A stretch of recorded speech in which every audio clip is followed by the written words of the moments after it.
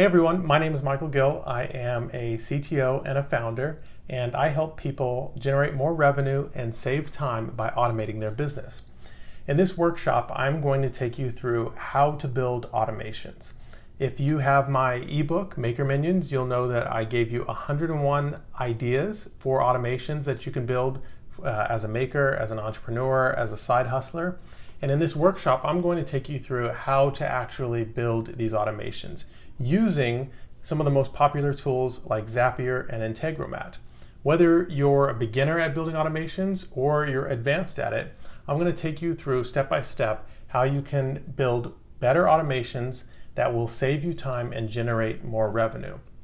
After this course is done, you will have built at least 2 automations that you can use every day in your business, and you will also be able to leverage complex and advanced automation tactics like leveraging APIs and webhooks. We're going to go through it step by step together, and we will have you automating large portions of your business in no time.